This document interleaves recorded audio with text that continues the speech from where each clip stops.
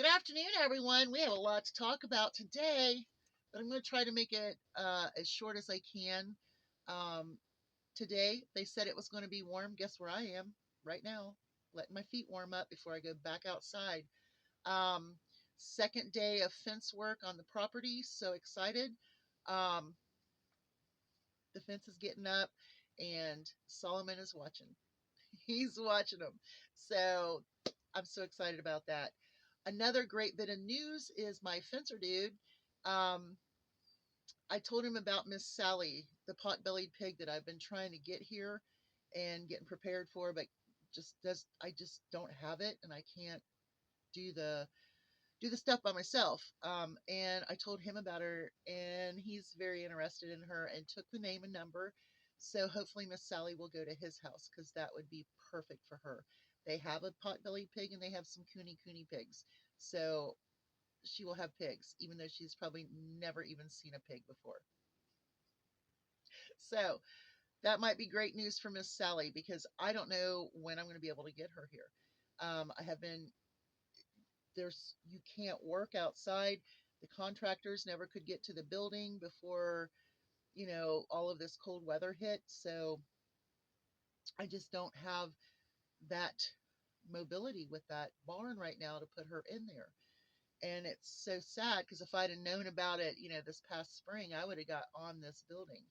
But we do have fence going up, and she may have a home, so we don't have to worry about that anymore. We still need the building done because Miss Lily's stuck in there right now. But anywho, um, funny story. I made my pork shoulder roast, and it's so good. I sat and picked off most of the crusty, dry rubbed fat off of it. I took all the other fat, took it all apart, put it in the fridge, so it's done. Um, but I wanted to make some dressing for the turkey that I have pulled off for the turkey. So yesterday, after I got done baking the pork shoulder roast, which I did, and it turned out great. I kind of did it the way that they do the beef briskets and things. But anyway, the oven was still hot, of course, and so I put some bread on a pan and stuck it in the oven. I was like, in a couple hours, I'll go in there, get that bread, and I'll make us some dressing, some homemade dressing. I've got, my celery I still have down in there. I found that when I cleaned out the fridge. There's plenty of onion and all of the stuff that I have. I even had some broth left over just for dressing. Um, and when I brought the bread out, one piece was kind of off kilter, and I was like, well, whatever. So I picked it up and I moved it, and when I pulled it out, I saw a rye seed. I did not have rye bread on the pan.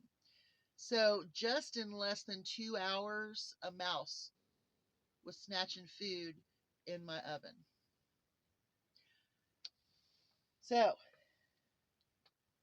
I am getting ready to do a major war on mice in my house again. I've had lots of mouse issues in this old house. I mean, there's it's old, and they can get underneath the floors. They're in the walls. They're everywhere. So I am going to do a very huge demousing of my house. I am actually going to use a lot of poison. Since my chickens are up, my cat, he doesn't really kill or eat mice. He does every now and again. Don't get me wrong. And then he always puts it where I step on it in the morning. Um, but none of the animals are going to be eating the mice, so I'm going to put a lot of. I'm just going to do like a major poisoning here at the house. Yep, we got to go down to the cellar. We got to go upstairs. We got to go in the middle. We got to go in the kitchen. We got to go everywhere. So I've got a lot of stuff that I have stocked up on sales and things. I've got some Tomcat. Here's one of those Tomcat kits. And then I also have another one somewhere. So I've been stocking up on it every time I'd find it on sale. And so now we're getting ready to do a major demousing of this house. Since I am trying to get everything situated, this would be a good time to do that. So That's what I'm getting ready to do, because if I'm cooking or baking or whatever wheat bread and there is a rye seed on it, I know that's a mouse turd. So, funny story, right? Okay, so let's go ahead and talk about um, what my plans are for chickens this year. With avian flu, I'm really, really kind of, um, I don't know, I'm really, really worried about if I were to get what I want to get this year and how I'm going to go about it. There have been a couple of hatcheries, one in particular that had to completely clear out their flock, take out all of their hatching eggs, take all of the eggs that had been laid, everything in that whole facility had to be redone. But now this facility had other facilities in other states, and everything was going good. And when they did all the tests, those were fine. So when they gave an all clear to go ahead and restock that one hatchery, they just brought hatching eggs from other around the nation that they have. I don't know. There's like eight. I think they own eight hatcheries or something. But anyway, I am trying to find some specifics, but I'm very cautious about who and how I'm getting my birds this year. I will not be buying from Rural King. I will not be buying from Tractor Supply. I will probably have some birds sent, as much as I hate to, because like the birds that I had brought here, and do I have any of those originals? Yes. Ruth is an original. She is the only one I have left from that group. So that makes she will be 5 this year. So Ruth is a phenomenal bird, lays a huge olive egg, and I want to have her as a breeder this year. So anyway, she's the last one that I got ordered in all of this group. Now, my purebreds I bought at Rural King and at um, Tractor Supply. But everything else came from Mount Healthy Hatchery that I did not hatch myself. And like I said, I think I have 3 left. I have Phoenix and Dove, who are my 7-year-olds, and then Ruth, who is also an olive egger. She will be 5. So, wow. Those are the only 3 that I have that were not hatched on this property right now. Everything else I hatched. So I'm really, really kind of scared about going to those places to buy my birds. So I am calling specific hatcheries and asking questions, and you need to ask those questions. And I think you should do it earlier than you normally do. I would say get your birds earlier than you normally do. I'm going to set up the bathroom. I know my husband's going to stomp and cuss and all kinds of stuff, but that's too bad. Um, I wanted ducklings this year, and I also wanted some specific breeds. Now, the specific breeds that I want, Kathy in France has a black Brahma hen, and I absolutely am so jealous. Like, this is almost like if it was biblical, I would be sinning. I want that bird's bloodline so bad. She is the most gorgeous Brahma I have ever seen in my entire life. Now, my original bloodline were from purebred white or light Brahmas. And several of my birds do look like different phases of Brahma. Pearl looks like a light Brahma. Cider looks like a buff Brahma. And then both of my boys look like dark Brahma roosters. So you can see the Brahma bloodline in my birds. They're just not as bulky. I've streamlined the body. I've lifted the leg up and have streamlined the body. However, Cider and Pearl both have a little bit of feathering on their legs and feet, more so than my other birds.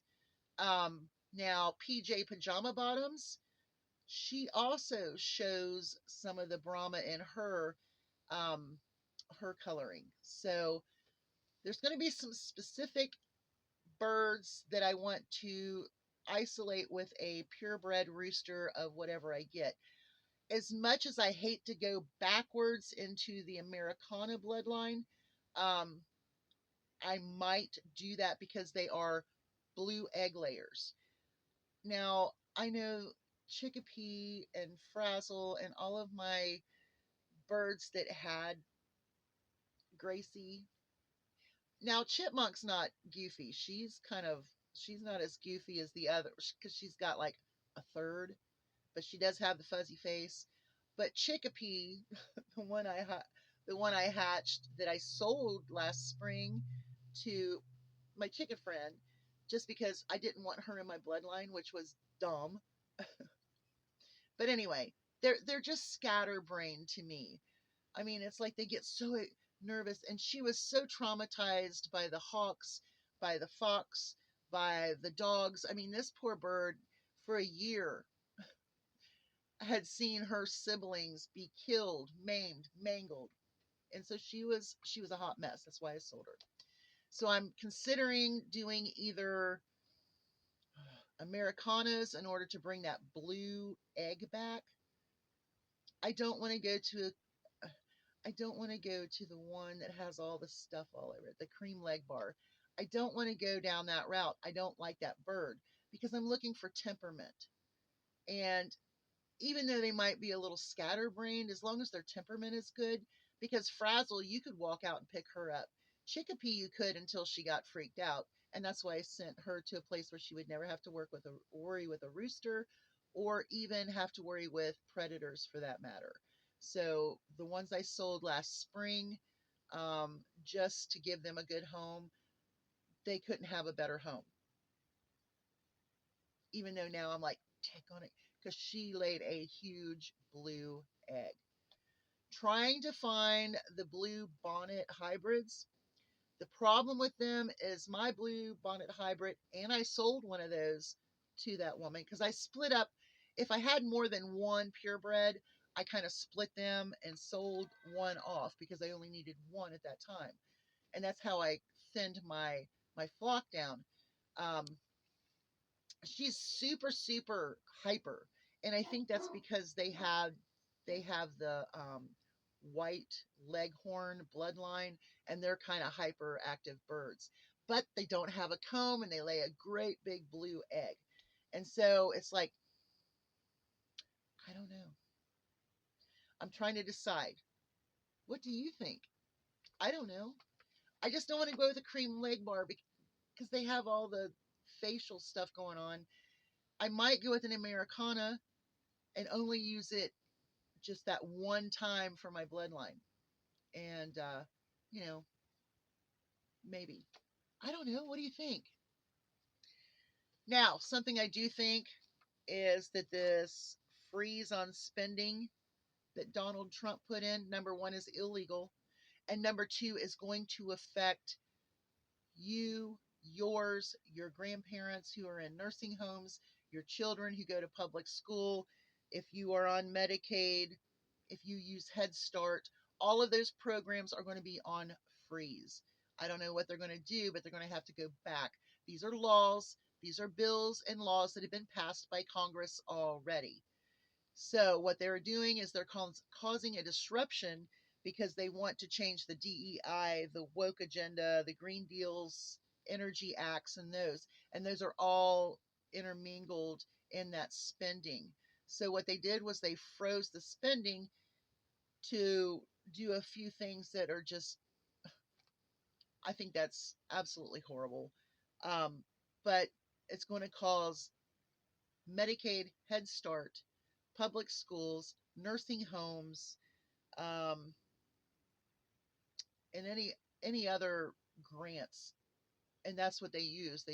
It's a grant that they keep the nursing homes going and the Medicaid for the nursing homes. And so beware, all of this stuff is going to affect someone, or someone you know, someone you're a family with, or is in your neighborhood. I want to ask people, if you really want to get on the train to see if it's affecting. Take your very small neighborhood. Maybe you know elderly people, and they have voted against their own will. And even if they voted the opposite way, go check them. Make sure they're having everything they need. Because as these things get cut, they may not tell you that they're hurting for money. If you are a POA for someone that's in a nursing home, make certain that you contact those nursing homes often to see where the pay thing is, because you don't want your resident to go without certain things that may be cut with the nursing home care, or, you know, and a lot of that has to do too with staffing. A lot of nursing homes keep the state minimum staffing for their residents' care, and sometimes that's just not enough. So make certain, if you have elders or disabled people, veterans that are in your neighborhood, older people, make certain that they're not losing those things they need, and make certain you explain to them why they have lost them if they ask you. Maybe just stop by with a care basket and get some cards, for Congress people they can call, or places they can reach out to. So, just an idea, neighborhoods, take out some care baskets. I think I think our elderly and our disabled are going to really need it. So, have a great day. Hugs from a distance, and I got to get back out there. Bye, y'all.